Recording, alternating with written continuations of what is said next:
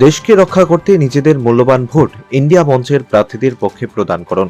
2 ঘন্টার জন্য আগরতলায় ইন্ডিয়া জোটের প্রার্থীদের সমর্থনে প্রচারে এসে কথা বলেন জাতীয় কংগ্রেসের সর্বভারতীয় সাধারণ সম্পাদিকা প্রিয়াঙ্কা গান্ধী। মঙ্গলবার রাজধানীতে এক রোড শোতে অংশ নেন তিনি। প্রথমবারের মতো ত্রিপুরা সফরে এসে ইন্ডিয়া জোটের কর্মী সমর্থক সহ রাজ্যের মানুষের মধ্যে ব্যাপক সাড়া পরিলক্ষিত হয়েছে বলে দাবি মঞ্চ কর্তৃপক্ষের।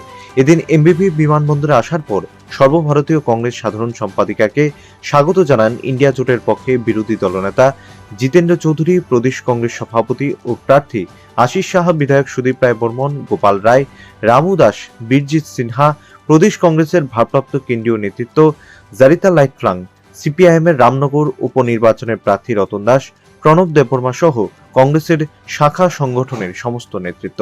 লাউঞ্জে 1 মিনিট কাটিয়ে তিনি বেরিয়ে পড়েন। বিশাল কনভয় নিয়ে চলে আসে সার্কিট হাউসের সামনে। সেখান থেকে শহরের পথে কাতারে কাতারে মানুষ তাকে স্বাগত জানান।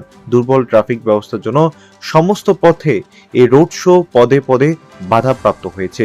ধীরে ধীরে রোড শো সূর্য চৌনি রোডে পৌঁছানোর পর সমস্ত ট্রাফিক ব্যবস্থা অস্তিত্ব উবে যায়। প্রিয়াঙ্কা গান্ধীর সাথে বিশেষ নিরাপত্তা রক্ষীরা পরিস্থিতি সামলে নেন। সেখানে গাড়িতে দাঁড়িয়ে আলোচনা করতে গিয়ে প্রিয়াঙ্কা গান্ধী বলেন, নির্ভয়ে নিজের ভোট নিজের অভিজ্ঞতা থেকে দিন। বর্তমানে যে সরকার দেশ চালাচ্ছে তারা ভাঙতে জানে, বিক্রি করতে জানে। ওরা দেশের বেকারদের কর্মসংস্থান দিতে ভাবে না। এশিয়ার সর্বাধিক বেকার সৃষ্টি করার কৃতিত্ব বর্তমান প্রধানমন্ত্রী কৃষকদের উন্নয়ন চায় না। তিনি বলেন, দেশের নারীরা লাগামহীন লাঞ্ছনার শিকার, অথচ প্রধানমন্ত্রী চুপ থাকেন।